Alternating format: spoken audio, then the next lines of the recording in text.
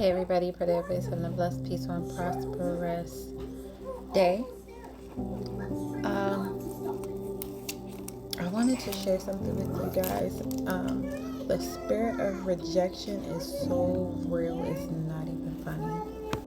And one thing I do want to say is please be mindful of your words, because I honestly defeated the spirit of rejection like a while back, maybe like about a year or so ago. I actually, cast out, rebuke, renounce any type of toxic connection I had to the spirit of rejection. But recently it just resurfaced due to something that seemed to have popped up that had reminded me of when I was a part of the community Amway. And so in Amway, I had made a lot of friends.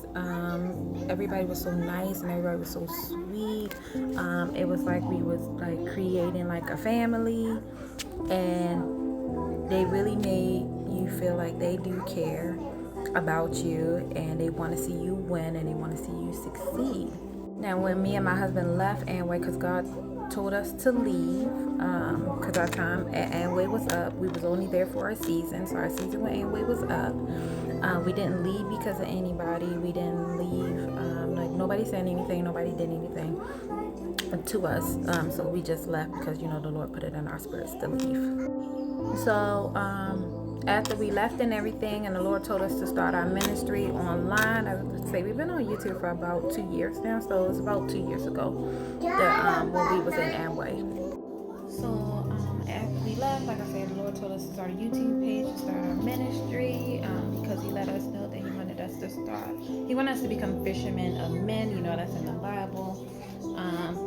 And so He also told us He wanted us to save His people. And so we thought it was through Amway, but He actually correct us and let us know that it wasn't, and that it was due to us starting, our ministry on YouTube. And so in the midst of doing that, we sent out a request, because we had some people contact in our phone, and so we sent out the request to the people to tune into our YouTube channel and everything. And then the next thing you know, we both got a text message from our mentor at the time, and him informing us not to be messaging people on the team, because it will, I guess, stir up some type of conflict, or people would ask questions, and I get it, he don't want to deal with that, and that's fine. And so, but we didn't think it would do any harm with just us sharing what we're doing. And he said he happy that we were doing the YouTube channel and everything, but he didn't want us to reach out to anybody that was on the team.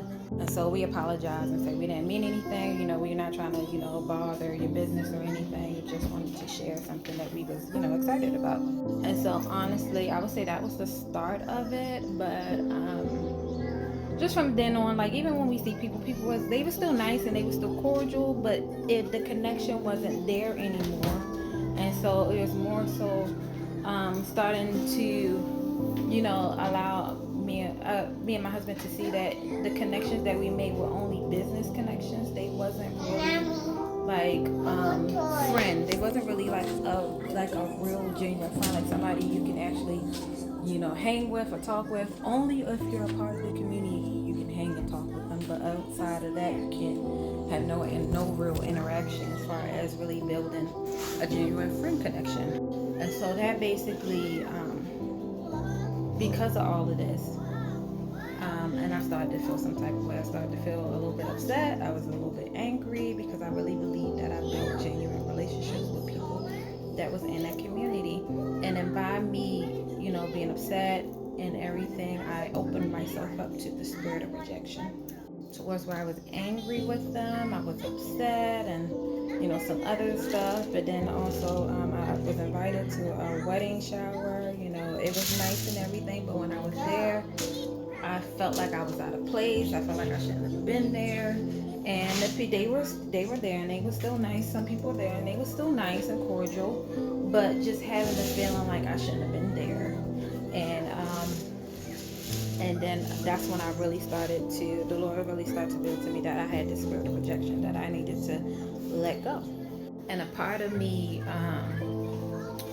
of learning how to let go of the spirit of rejection, I had to basically, I had to basically like forgive them. I basically had to be like, I still love them, I still care about them, even though we're not in contact, even though we don't have no connection anymore, and everything is just business.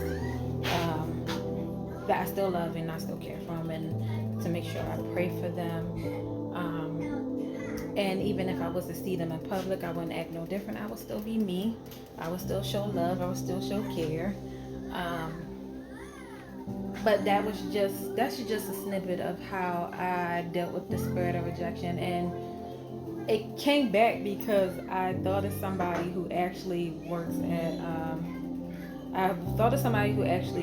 a certain place. And so when that thought had came up, those feelings started to come back, and I was like, oh no, this is true. No, I'm not dealing with this. But I guess I let that fester too long in my mind towards when the spirit of rejection had came back. And I had to keep saying, no, I forgive them, no, I love them, no, I care about them, I'm gonna keep them in prayer and everything. And so I was like, I had defeated you. I was like, why am I feeling this? And then I had realized, like, it's the spirit of rejection. As I was talking to my husband about it, I was like, it's the spirit of rejection. So I had to repent, renounce, come out of covenant with it, detach myself from it, because I was like, I do not want to have no hate, or I don't want to have no anger towards these people. Like, I actually want to be free from the spirit of rejection. And so I don't know if this video was for somebody, and somebody may be dealing with the spirit of rejection. I will honestly say, think about where the root of the issue is and where it is. I would say start, disconnecting yourself from that. Start thinking about, start with forgiveness, because forgiveness is very, very, very big. The spirit of rejection can come in from, forgiving. And so I would say start forgiving the people that hurt you, or if you have to apologize.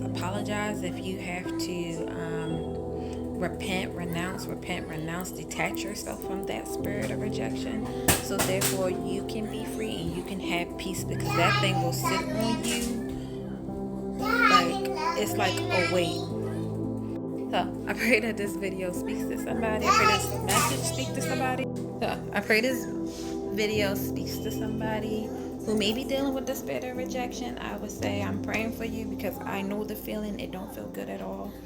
And I'm a very loving, caring person, and I don't want to be angry at anybody. And one thing I was telling a lot of people that I normally let stuff go. I'm one of those people. I'm like, I don't hold grudges. I normally let stuff go. And so, but for that spirit to come in and to cause me to harbor feelings of stuff that happened in the past is like crazy. So, like I said, please forgive who you need to forgive. Pray for who you need to pray for. Love we're called to love our neighbors. We're called to love our enemies. We're just called to love, pray, and to pray for people. And so, I pray to speak to somebody. Everybody have a blessed, peaceful, prosperous day.